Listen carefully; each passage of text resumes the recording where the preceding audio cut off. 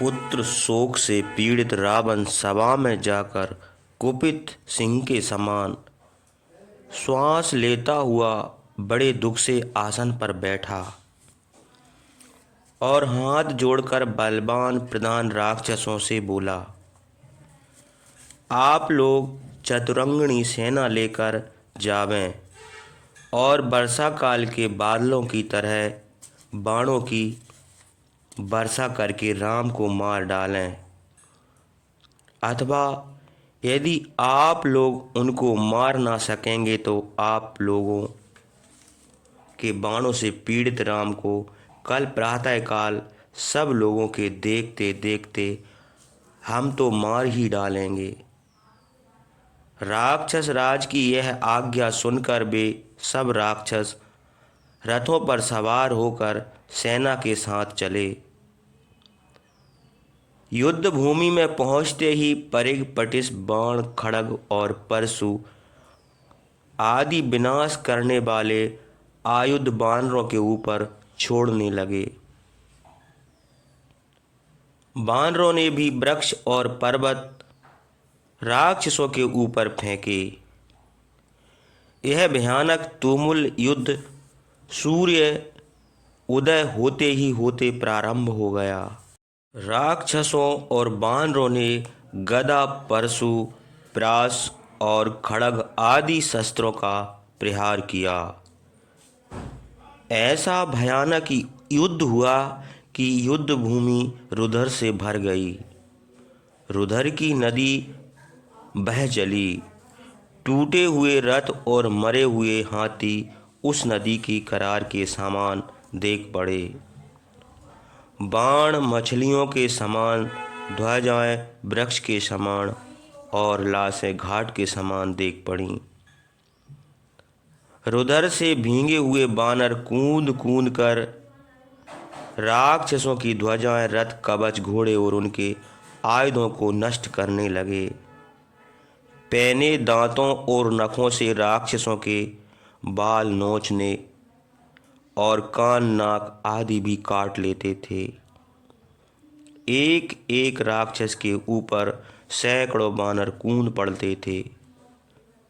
जैसे फले हुए वृक्ष के ऊपर सैकड़ों पक्षी दौड़ते हैं, इस प्रकार धावा करते हुए बानरों को पर्वताकार राक्षस गधा, भाला, परशु और खड्ग से मारने लगे। राक्षसों की मार से बानर व्याकुल हो गए और युद्ध से भागकर सबकी रक्षा करने वाले रामचंद्र की शरण में गए। तब रामचंद्र धनुष लेकर युद्ध भूमि में आए और राक्षसों की सेना के ऊपर बाणों की वर्षा करने लगे। बाण ना जा सके, ऐसे तपते हुए सूर्य के समान मेघ नहीं जा सकते। रामचंद्र के किए हुए ऐसे कठिन कार्य युद्ध में राक्षस ना देखें, किंतु बड़ी फुर्ती से रथ को तोड़ते हुए और सेना को भगाते हुए रामचंद्र को राक्षसों ने नहीं देखा। जैसे वन में चलता हुआ वायु कहीं दिखाई नहीं देता, रामचंद्र के बाणों से छिन्न भिन्न घायल और पीड़ित राक्षस देख पड़े, किंतु फुर्तीले रामचंद्र को राक्षसों ने ना देखा।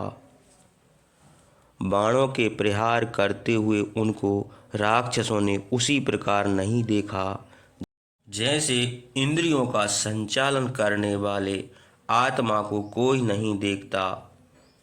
यह हाथियों को मारते, महारथियों को मारते, पैने बाणों से घोड़ों और पैदल सेनाओं को भी मारते हैं। ऐसा करते हुए राक्षस बसुध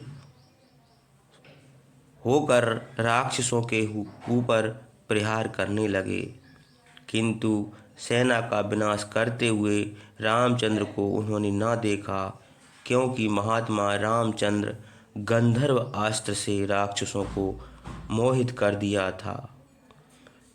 वे कभी तो युद्ध भूमि में हजारों राम देखते थे और किसी समय महारथी रामचंद्र को अकेले ही देखते थे। किसी समय घुमाते हुए सुवर्ण में धनुष की रेखा अलंकृत चक्र के समान देख पड़ती थी, किंतु रामचंद्र नहीं दिखाई पड़ते थे। फिर रामचंद्र ने काल चक्र के समान राम रूपी चक्र को देखा। उनका शरीर मानो चक्र की नाभि है, धनुष मानो नेमी है। धनुष की डोरी का शब्द मानो चक्र के चलने का शब्द है। उनका तेज और बुद्धि चक्र के आर है। वायु के समान वेग वाले 10,000 रथियों को, 18,000 बलवान हाथियों को, 14,000 घुड़सवारों को और 2 लाख पैदल राक्षसों को अकेले रामचंद्र ने पहर भर में अग्नि की शिखा के समान तीक्ष्ण बाणों से मार डाला। घोड़े, रथ, ध्वजा और पताका आदि के नष्ट होने पर बचे हुए राक्षस लंका को भाग गए। मारे हुए हाथियों, घोड़ों और पैदल राक्षसों से वह रणभूमि कुपित रुद्र की क्रीड़ा भूमि के समान हो गई। रामचंद्र का यह काम देखकर देवता, गंधर्व, सिद्ध और महर्षिगण प्रशंसा करने लगे। रामचंद्र ने सुग्रीव, विभीषण, हनुमान, जामवंत, मेंद और द्विध आदि वानरों से कहा, ऐसा अस्त्र बल मुझ में अथवा रुद्र में ही है और किसी में नहीं है।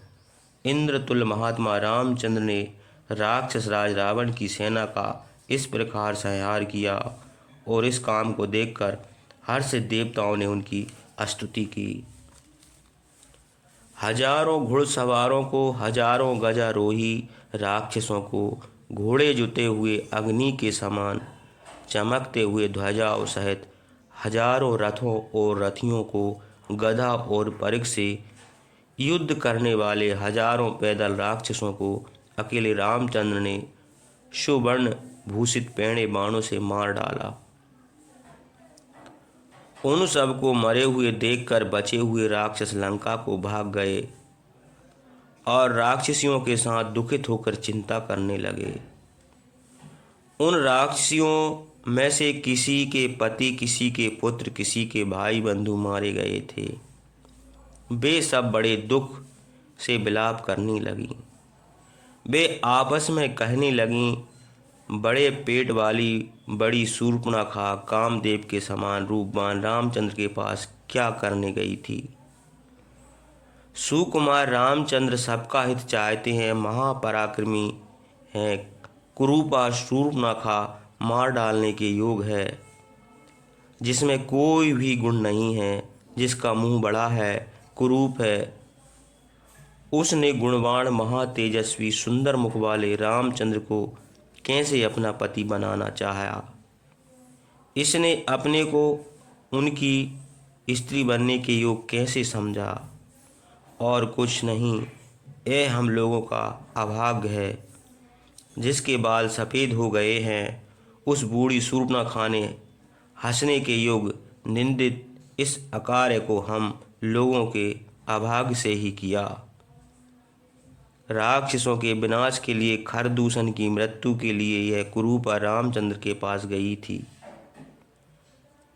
उसी के कारण रामचंद्र के साथ रावण का बैर हुआ और अपना विनाश कराने के लिए वह सीता को हर लाया।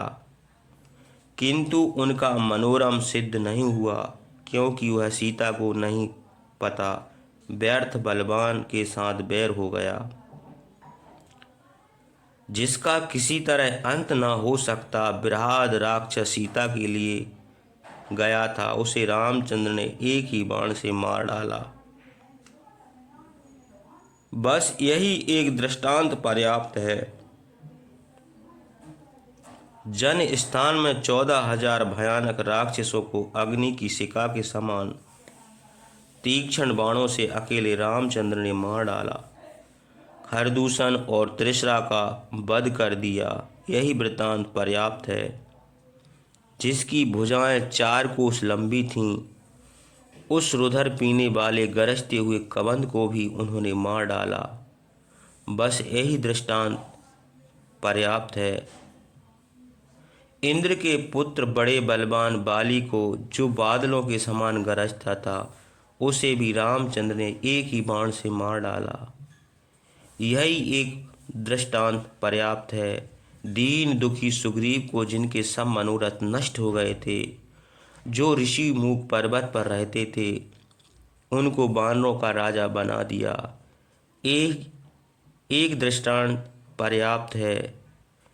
विभीषण ने राक्षसों के हित के लिए धर्मार्थ युक्त वचन कहे, किंतु मोह के बस रावण को उनकी बातें अच्छी नहीं लगीं।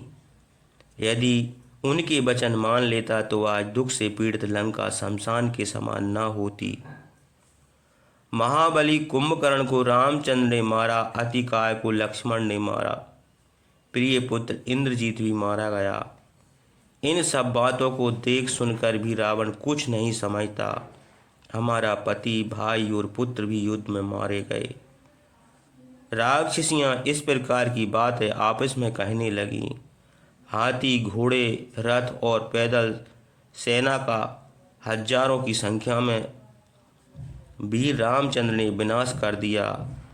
जान पड़ता है कि रुद्र, विष्णु, महेंद्र अथवा यमराज रामचंद्र का रूप धारण करके हम लोगों का विनाश कर रहे हैं। बड़े बड़े वीरों को रामचंद्र ने मार डाला। हम लोगों के जीवन की अब कोई आस नहीं है। इस भय का अंत नहीं दिखाई देता, इसलिए अनाथ होकर विलाप करती हैं। रामचंद्र के हाथ से यह महामय उपस्थित, इस बात को रावण नहीं समझता। रामचंद्र से युद्ध करने के लिए जब वह जाएगा तो देवता, गंधर्व, पिशाच और राक्षस कोई भी उसकी रक्षा न कर सकेगा। भयानक उत्पात भी देख पड़ते वे यही सूचना दे रहे कि युद्ध में रामचंद्र के साथ से रावण मारा जाएगा। ब्रह्मा ने रावण को देवता, दानव और राक्षसों से ही अभयदान किया है। मनुष्यों से भय न होना तो इसने मांगा ही नहीं। इसलिए जान पड़ता है कि रावण और हम सब राक्षसों को भी विनाश करने वाले यही भय मनुष्य उत्पन्न हुई है।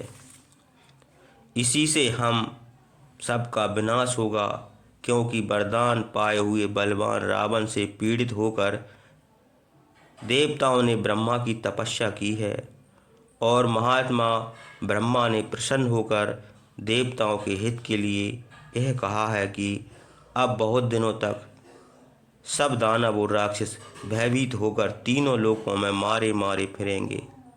इसके सिवा इंद्र आदि सब देवताओं ने त्रिपुरासुर का वध करने वाले महादेव को भी प्रसन्न किया है। उन्होंने देवताओं से यह कहा है कि राक्षसों को भयभीत करने के लिए और तुम लोगों के हित के लिए एक स्त्री उत्पन्न होगी। उसने देवताओं की प्रेरणा से पूर्व समय क्षुधा रूप उत्पन्न होकर जैसे दानव को खा लिया था, उसी प्रकार इस समय राक्षसों का विनाश करने के लिए सीता का रूप धारण करके आई है। यह सब राक्षसों के साथ रावण को खा लेगी। मूर्ख रावण की दुष्टता और अन्याय से यह भय हम लोगों को प्राप्त हुआ है। अब मैं संसार में ऐसा किसी को नहीं देखता जो प्रलय के समय आए हुए काले बादल के समान रामचंद्र से हम लोगों की रक्षा कर सके। जैसे दावाग्नि में जलती हुई हथनियों का रक्षक कोई नहीं रहता, वैसे ही इस महाभय में पड़ी हुई हम लोगों का रक्षक कोई नहीं है। विभीषण ने बड़ी बुद्धिमानी की, जिससे वह आने वाला था उसी की शरण में वे पहले ही चले गए। इस प्रकार आपस में कहती हुई राक्षसियां एक दूसरे को गले से लगाकर दुख, शोक और भय से विलाप करने लगीं। बड़े दुख से रोती हुई राक्षसियों का करुण शब्द लंका में भर रावण ने सुना। वह बड़ी देर तक लंबी सांसें छोड़ता हुआ सोचता रहा। फिर उसे बड़ा क्रोध आया। क्रोध से लाल लाल आंखें करके दांतों से होंठ चबाता हुआ भयानक काल अग्नि के समान हो गया। फिर उसने समीप बैठे हुए राक्षसों से कहा, तुम लोग शीघ्र जाकर महोदर, महापार्श्व और रूपाक्ष से कहो कि बहुत शीघ्र सेना लेकर नगर से निकलें। उसके वचन सुनकर राक्षस बहुत डरे और बहुत शीघ्र महोदर आदि राक्षसों के पास जाकर उसकी आज्ञा सुनाई। राजा की आज्ञा से अपनी सेना लेकर वे सब युद्ध भूमि को चले। प्रस्थान करते समय सो सत्ययन किया और रावण के पास जाकर हाथ जोड़कर प्रणाम करके राजा की विजय चाहते हुए सामने खड़े हो गए।